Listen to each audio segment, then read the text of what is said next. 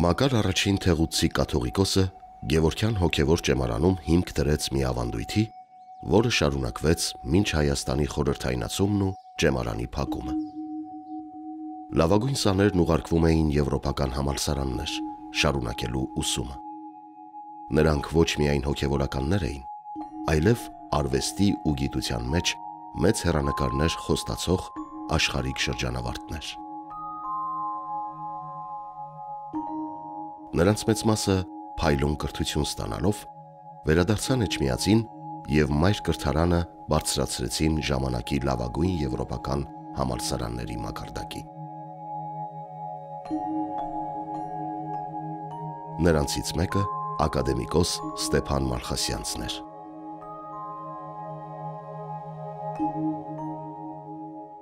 Ստեփան Մալխասյանցը մեր հայագիտության ամենաերևելի դեմքերից մեկն է և իր կենսագրության կարևոր հատվածներ կապված են Գևորգյան ճեմարանի հետ։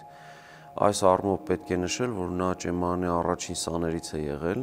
և նաև հետագայում այնպես է ստացվել, որ նա ոչ միայն դասավանդել է ճեմարանում, այլև եղել է տեսուչ։ Այս առումով բացառիկ երևույթ է ստացվում նաև ճեմարանի պատմության մեջ և իհարկե այս հայագետի կենսագրության մեջ։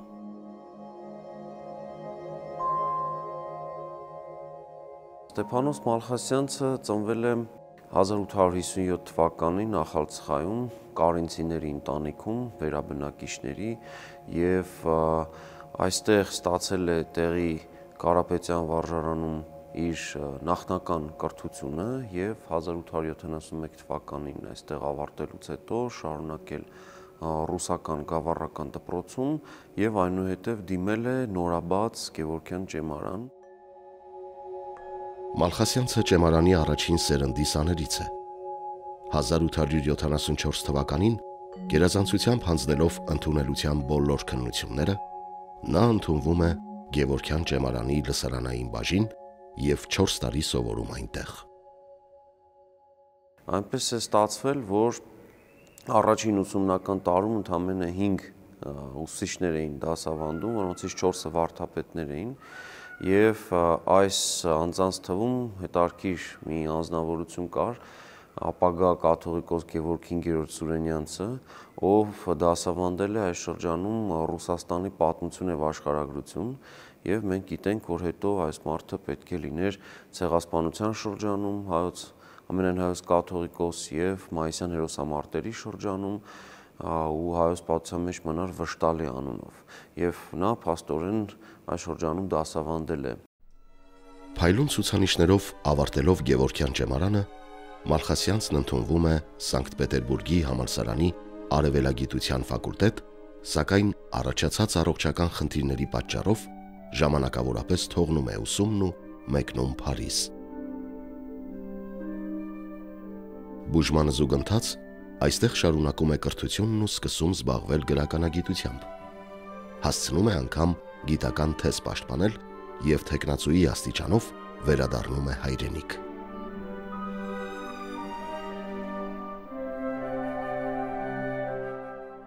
Այս շրջանում արտահայտվում են նրա առաջին ստեղծագործական հակումները, որ դեռևս ուսանողական տարիներից էր փաստորեն դրսևորվել։ Նա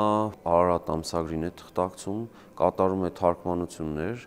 և հետաքրքիր է, որ նա սկզբից գրական ստեղծագործություններ էր թարգմանում և օրինակ Շեքսպիրի առաջին թարգմանությունները հենց նրա հաջող գործերից են եղել և հետագայում իհարկե նա հասկացել է, որ իր գործունեության ոլորտը ոչ այնքան պարզ գրական ստեղծագործությունների թարգմանությունն է, որքան գիտական ուսումնասիրությունը և հետևաբար նա ավելի խորացել է հատկապես ուսումն ավարտելուց հետո 1889 թվականին նա արդեն գիտությունների թեկնածու էր և նաև վրացերենի հետ համատական փաստորեն լեզվաբանության մեջ է խորանում հայերեն, վրացերեն և հնդեվրոպական լեզուների համակարգում առհասարակ հայերենի դերը։ Այդ ժամանակ հնդեվրոպաբանությունը, համատական լեզվաբանության այդ ուղղությունը դարձել էր գլխավոր ուղղություն և նա այդ ուղղության ջերմ պաշտպան էր եւ ի տարբերություն շատ հայագետների, ովքեր տարված էին հայերենի ծագումը բալկանյան տեսության հետ կապելու եւ ինչ որ այլ հիմնականում օտարածին միջավայրերի հետ հայագիտության տարբեր կոնցեպտներ բացատրելու, նա ընտրում է հայաստանակենտրոն լուծումներ եւ դա անում է գիտական օբյեկտիվությամբ։ Նրա արդեն 1890-ականներից գրավում է հատկապես Մովսես Խորենացու կերպարը։ Նա սկսում է հայ մատենագիրների աշխատություններ ուսումնասիրել, հրատարակել, նաև թարգմանել ռուսերեն, այսինքն թարգմանությունները նրա գործի կարևոր մասն են շարունակում մնալ, բայց նրա համար շատ կարևոր էր Մովսես Խորենացու կերպարը։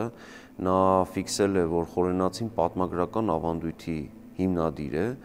եւ հետարքիր է, որ գրել է գրախոսություններ նախ այդ ժամանակ եղած հրատարակությունների վերաբերյալ եւ ընդ որում գրափար հրատարակության եւ աշխարհաբար հրատարակության վերաբերյալ գրել է ընդհանրացակ գրախոսություններ, որտեղ արդեն դնում էր այն նախահայմքեր, որ պետք է ապացուցի, որ Խորենացին ինքնուրույն հեղինակ է, 5-րդ դարի հեղինակ է, Մեսրոպ Մաշտոցի սաներից է։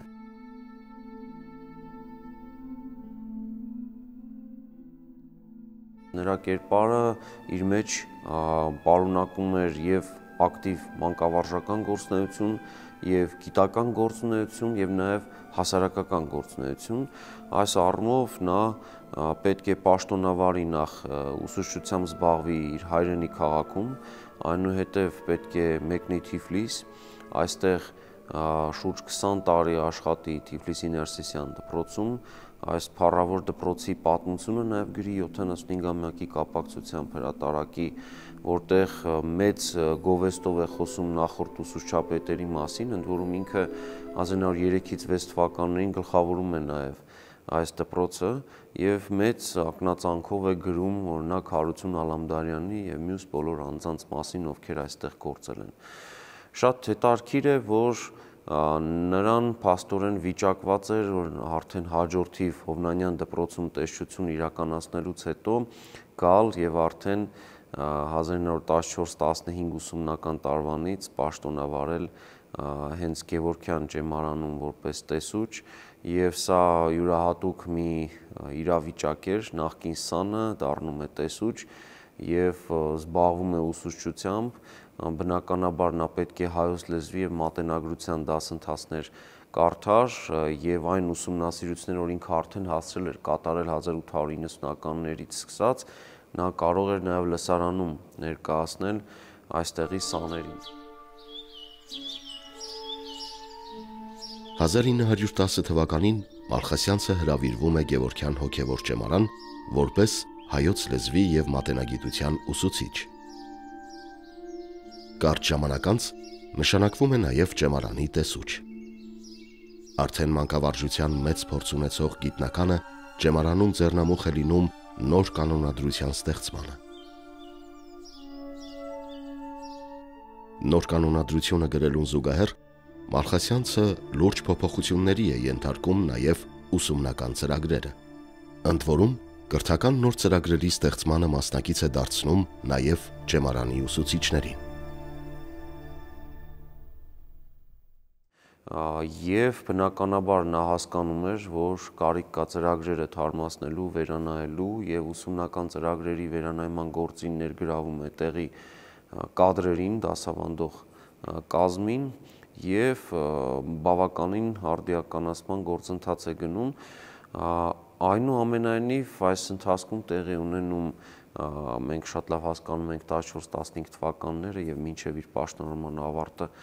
17 թվական, սա հայոց ցեղասպանության ժամանակաշրջանն է, մայրաթոռն ընդունում է մեծ թվով գաղթականներ, բռնագաղթյալներ Արևմտյան Հայաստանից եւ նախ եւ առաջ մայրաթոռը Գևորգ 5-րդ կաթողիկոսի հոգացությամբ, ով ժամանակին փաստորեն իր ուսուցիչն էր եղել, հիմա ամենայն հայոց կաթողիկոսներ, նա որբերի խնամատարությամբ էր նախ եւ առաջ զբաղված մայրաթոռի տարածքը տրամադրում էր այդ նպատակների համար եւ ի վերջո որոշում է 17 թվականի դեկտեմբերին արդեն ճեմարանը կոնկրետ ռազմական նպատակների ծառայեցնել եւ կաթողիկոսական որոշմամբ փաստորեն տրվում է այն այդ ժամանակվա ռազմական հավաքանուն եւ պատահական չի, որ մայիսյան հերոսամարտերի ժամանակ փաստացի գլխավոր շտաբը գործողությունների հենց Գևորգյան ճեմարանի շենքում էր գտնվում։ Ռուսաստանում 1917 թվականի բոլշևիկյան հեղափոխությունից հետո ճեմարանը փակվում է եւ Մալխասյանցը կրկին մեկնում է Թիֆլիս ու շարունակում մանկավարժական գործունեությունը, այս անգամ արդեն Գայանյան վարժարանում։ Հայ ժողովրդի ծանրագույն վիճակը առաջին աշխարհամարտի հետևանքով ստիպում են գիտնականին ու մանկավարժին ներգրավել նաև հասարակական գործունեության մեջ։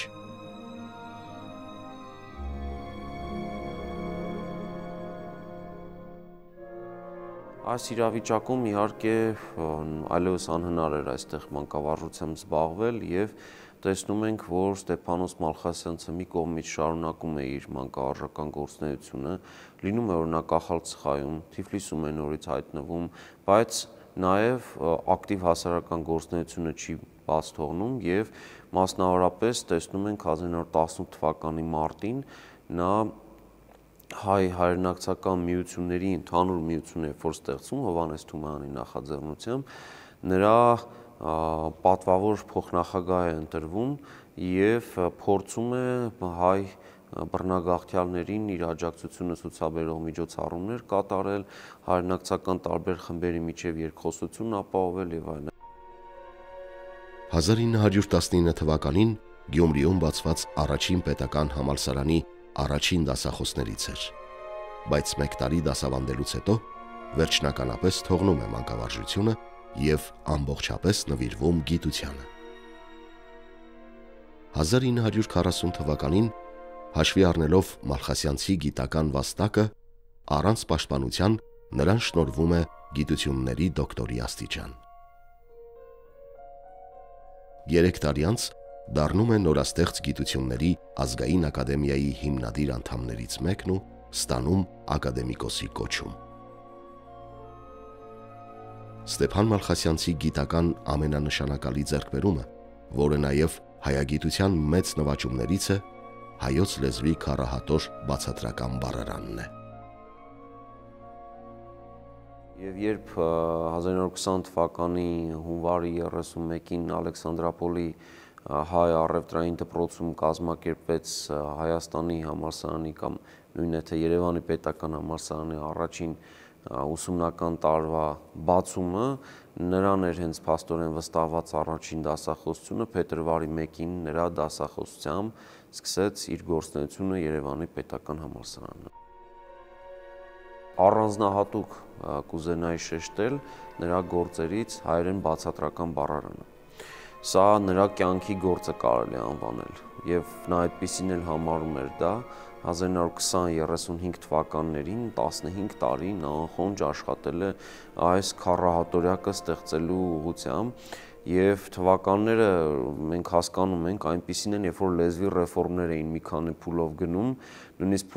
փուլ է եղել, երբ փորձել են հայերենի համար կիրիլյան Կյուրեղյան, այսպես ասած, կիրիլիցա այբուբեն ստեղծել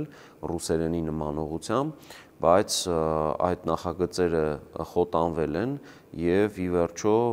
տեղի ունեցել այն ռեֆորմը, որի արդյունքում ունենք մենք ժամանակակից ուղղագրությունը, պայմանական ասենք աբեղյանական, նա այստեղ իր ուրույն դիրքորոշումն ուներ եւ բառարանով արել է մի գործ, որը որևէ մեկը չի կրկնել, դա ուղղագրության հաշտեցումն է մի կողմից, այսինքն այնպիսի ուղղագրություն ապահովել, որ եւ արևելահայը եւ արևմտահայը դասական ուղղագրության սկզբունքներին համաձայն, բայց իրենց առօրյա խոսակցության եւ գրական լեզվի բառապաշարին համապատասխան կկարողանան գտնել անհրաժեշտ բառերը, դրանց բացատրությունները եւ նաեւ շատ հետաքրքիր որ նա նույնիսկ բարբառային ներմուծումներ է կատարել, նշելով բնականաբար, որ այս կամ այն բառը բարբառներում է կիրառվում, այսինքն բացառիկ մի բառարան է ստեղծվել, որն այսօր կարող է կիրառվել թե Հայաստանի Հանրապետությունում եւ թե Սփյուռքում, ընդ որում հրատարակումը ձգձգվում էր երկար ժամանակ, այն ավարտելուց հետո 9 տարի պետք է հեղինակը սպասեր մինչև հրատարակվեր, հայրենական մեծ պատերազմի պայմաններում է հրատարակվել 1944-45 թվականներին 4 հատորներ եւ վերահրատարակվել է շուրջ 1.5 տասնամյակ առաջ Երևանի Պետական համալսարանի հրատարակչության կողմից։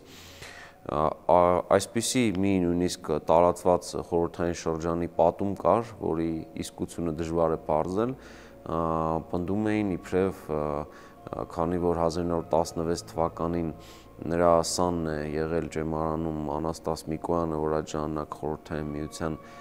բարձրագույն իշխանության մեջ էր, իբրև նա հատուկ գնացքով ուղարկել է թուղթ տպագրության համար, որ բառարանը տպագրվի։ Սա այդպես տարածված լեգենդներից մեկն է նույնիսկ այդ ժամանակ եւ վերադառնալով նշանակությանը սա իսկապես բացառիկ գործ էր եւ հետագայում ինչքան էլ նոր բառարաններ են ստեղծվել, օրինակ Աղայանի բառարանը եւ այլ բառարաններ, միևնույն է արժեքը Մալխասյանցի բառարանը չի կորցրել։ Բացատրական քառահատոր բառարանը գրելու ընթացքում Մալխասյանցը հիմնում է պատմագիրք հայոց մատենաշարը եւ հրատարակում Ղազար Փարպեցու, Ագաթան Գեղոսի, Մովսես Խորենացու աշխատությունները։ Բազմաթիվ այլ ուսումնասիրությունները հրատարակում ու դնում ընթերցողների սեղանին։ Գիտնականը խորը ակնածանք էր տածում ու մեծագույն հետաքրքրություն ուներ հայոց պատմահոր անձի եւ աշխատության նկատմամբ։ Խորենացու հայոց պատմությունը եղել է Մալխասյանցի բազմամյա ուսումնասիրությունների թեման։ Մյուս իհարկե կարևոր գործը նրա Խորենացու առեղծվածի շուրջ գործն է եւ միևնույն ժամանակ աշխարհաբար հրատարակություն ու նրա ընդարձակ առաջաբանը, որտեղ նա վերջակետ դրեց վեճին, պատասխանեց իր պես լոկալ հայրենակցի Հակոբ Մանանդյանի մինչև այդ Խորենացու առեղծվածի լուծման շուրջ լուծումը այդպիսի աշխատության բարձրացրած հարցը եւ վերջակետ դրեց, որ Խորենացին 5-րդ դարի հեղինակ է, աշխարհաբարի փոխադրելով այն հասանելի դարձրեց նաեւ խորհրդահայ ընթերցողին եւ բոլոր վերահրատարակությունները հետո ինչքան եղել են այդ թվում ուսանողի գրադարան շարքի նույնպես նրա փաստորեն գրչի արդյունքն են։ Երբ պիտի հրատարակվի Խորենացու հայոց պատմությունը Մալխասյանցի աշխարհաբար թարգմանությամբ, Ազգային ակադեմիայում քննարկում են, թե ով պիտի խմբագրի այն։ Մանուկ Աբեղյանը նկատի ունենալով Մալխասյանցի բծախնդրությունը հայոց լեզվի հարցում եւ պրոֆեսիոնալիզմը, խորհուրդ է տալիս ավելորդ ծախս չանել։ Գիրքը խմբագրման կարիք չի զգում։ 1946 թվականին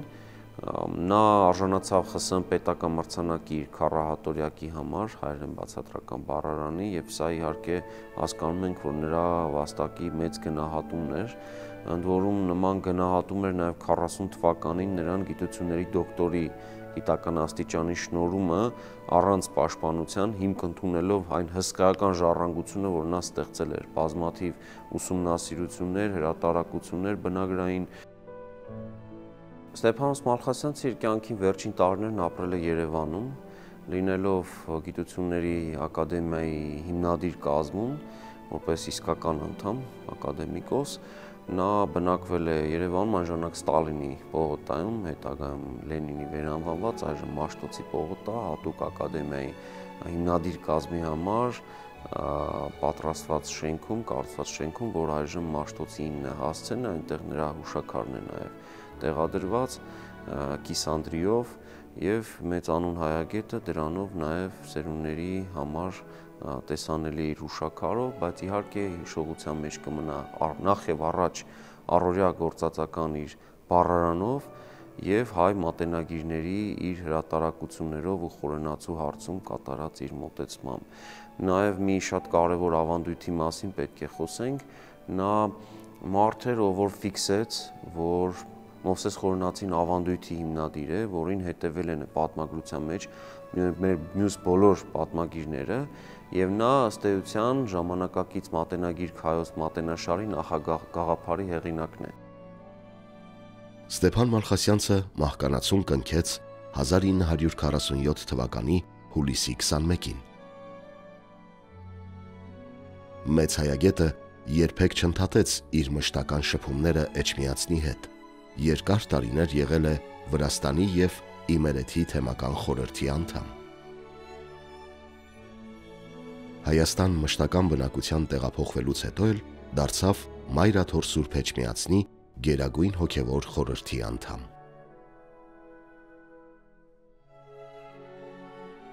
Նա երախտագիտությամբ էր հիշում թե ճեմարանական ուսումնառության տարիները և թե այն բեղուն շրջանը, երբ դասավանդում էր այնտեղ ու ղեկավարում ճեմարանը։